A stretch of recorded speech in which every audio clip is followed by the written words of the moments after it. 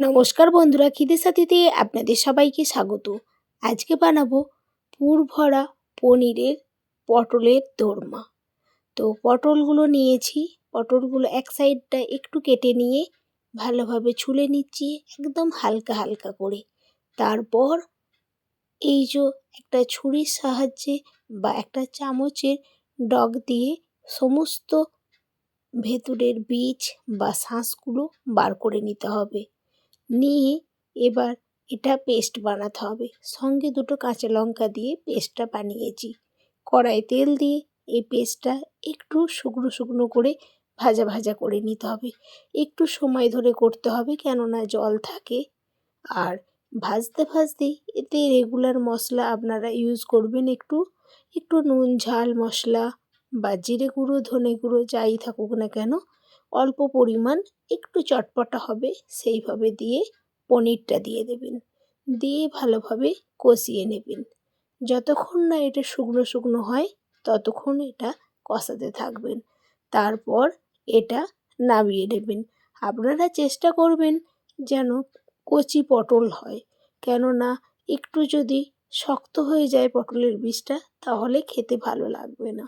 তো এবার নামিয়ে নিয়েছি।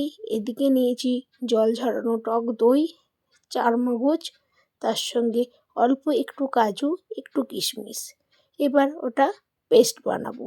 এদিকে আমি এই পুরগুলো পটলের মধ্যে আস্তে আস্তে দিয়ে দিচ্ছি। একটু ভালোভাবে ধীরে ধীরে পটলের মুখগুলোকে আটকে দিতে হবে। তারপর কড়াই তেল দিয়ে ভালোভাবে পটলগুলোকে ভেজে নেব। তারপর ওই তেলের মধ্যেই শুকনো লঙ্কা আর গোটা জিরে ফোড়ন দিয়ে একেবারে এই পেস্টটা দিয়ে দেবো। তারপর হলুদ গুঁড়ো, ধনে গুঁড়ো, জিরে গুঁড়ো, লাল লঙ্কার গুঁড়ো, অল্প একটু কাশ্মীরি লঙ্কা, তার সঙ্গে নুন চিনি দিয়ে ভালোভাবে পেস্টটাকে কষাবো। যতক্ষণ না তেল ছাড়ে ততক্ষণ কষাতে থাকবো। আবার মিক্সিটা ধুয়ে একটু জল দিয়ে দিলাম। দিয়ে আবারও ঝোলটা যখন ফুটে উঠবে তখন পুর ভরা পটলটা দিয়ে দিলাম। দিয়ে বেশ খানিকক্ষণ পটলটাকে সেদ্ধ করে নেব। যখন দেখবেন ঝোলটা একেবারে গামাখা গামাখা হয়ে যাবে তখন এটা আমি আমার হোমমেড গরম মশলা যেটা রেডি করে রাখি আগে থেকেই সেটা দিয়ে দিলাম। দিয়ে একেবারে সার্ভ করে দিয়েছি। আপনারা যদি এটা গরম ভাত বা পোলাওয়ের সঙ্গে খান অবশ্যই খুব মজা পাবেন। বা বাড়িতে গেস্ট এলে নিরামিষ কী বানাবেন ভেবে পাচ্ছেন না, অবশ্যই এই পুর ভরা পনিরের যে পটলের দোরমাটা এটা একেবারেই আপনারা রাখতে পারেন মেনুতে। খুব ভালো লাগে খেতে।